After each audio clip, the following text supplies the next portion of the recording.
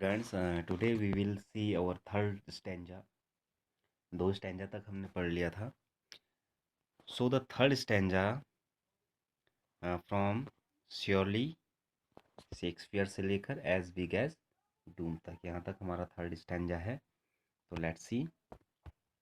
Surely Shakespeare is wicked, the map a bad example, with ships and sun and love tempting them to steal for lives that slyly turn in their cramped holes from fog to endless night. On their slag heap, these children wear skins peeped through by bones and spectacles of steel with mended glass, like bottle bits on stones. All of their time and space are foggy slum, so blot their map with slum as big as doom.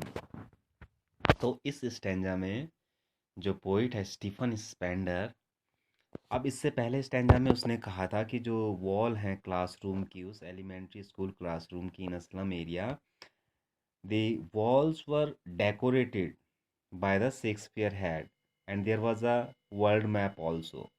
और वहाँ पर जो है और भी अन्य अन्य चित्र लगे हुए हैं. तो इस स्टैंजा में पोइट कहता है कि surely Shakespeare is wicked. Wicked का मतलब होता है वेरी बैड. तो जो शेक्सपियर का पोर्ट्रेट वहाँ पे रखा हुआ है वो एक कोई अच्छा उदाहरण नहीं है. जो मैप है वो भी एक अच्छा उदाहरण नहीं है उन बच्चों के लिए, वर्ल्ड का मैप. अब क्यों नहीं है? With ships and suns and love tempting them to steel.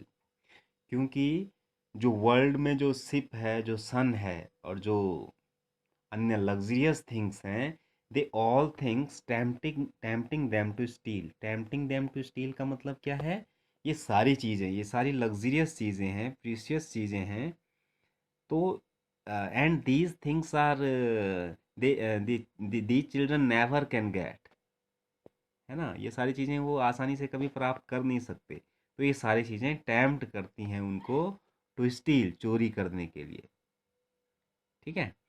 तो ये अच्छे उदाहरण नहीं है उनके लिए, क्योंकि ये उनको चोरी करने के लिए प्रेरित करते हैं. For life that slyly turn in to their cramped holes from fog to endless night. जो इनका जीवन है, and how is the children's life, they lives, वो ऐसे रहते हैं उन क्रैम्प्ड होल्स में. क्रैम्प्ड होल्स का मतलब होता है जो नैरो हट्स है उनकी, बहुत ही संकीर्ण छोटे छोटे जो झोपड़ियां हैं उनकी. स्लाइली का मीन्स होता है स्लोली, धीरे धीरे. उनका जो जीवन है वो उन क्रैम्प्ड होल से, उन संकीर्ण छोटे छोटे झोपड़ियों से क्या हो जाता है, वहीं वो बिताते हैं वो सारा जीवन. ठीक है. From fog to endless night, जैसे कि फॉग से और एंडलेस नाइट तक, यानी उनका जीवन फॉग से शुरू होता है और फिर अंधकार में ख़त्म हो जाता है. They never get through the opportunities in their life और डेवलपमेंट. तो उस डेवलपमेंट को कभी प्राप्त नहीं कर सकते, और उनका लाइफ जो है फॉग से और एंडलेस नाइट तक ही चलता है. यानी धुंध से शुरू होता है और अंधेरा अंधेरा होता जाता है और फिर ख़त्म हो जाता है उनका जीवन. On their slag heap. Slag heap का मतलब होता है, जो स्लैग का मतलब होता है वेस्ट, हीप का मतलब होता है pile, pile of waste material. यानी कूड़े के ढेर पे वो हमेशा बैठे रहते हैं. These children wear skin peep through by bones. और ये बच्चे जो है इनका, ये इतने कमज़ोर हैं कि इनकी बोन्स जो हैं, पीप का मतलब होता है झांकना, झांकती हैं. कहाँ से? इनकी स्किन से. इनकी हड्डियां ऐसा लगता है झांक रही हैं. तो ये बहुत वीक है, कमज़ोर हैं health wise. And spectacles steels, इन्होंने स्पेक्टिकल्स पहने हुए हैं जिनका जो फ्रेम है वो स्टील का है, विद द मैंडेड ग्लास, और ग्लास जो है टूटा हुआ है. तो जो जो इनके चश्मे हैं, स्पेक्टिकल्स हैं, टूटे हुए चश्मे इन्होंने पहने हुए हैं, स्टील के फ्रेम के, और मैंडेड ग्लास मतलब टूटे हुए हैं. Like bottle beads on stone. Bottle bits मतलब जो कांच की बोतल होती है उसके जो छोटे छोटे टुकड़े होते हैं, पीसीज होते हैं, वो जैसे पत्थर पे अगर फोड़ दें किसी कांच की बोतल को तो वो जो टुकड़े बिखर जाते हैं, ऐसे ही इनके ग्लास हैं जो इन्होंने पहन रखे हैं, स्पेक्टिकल्स. ओके.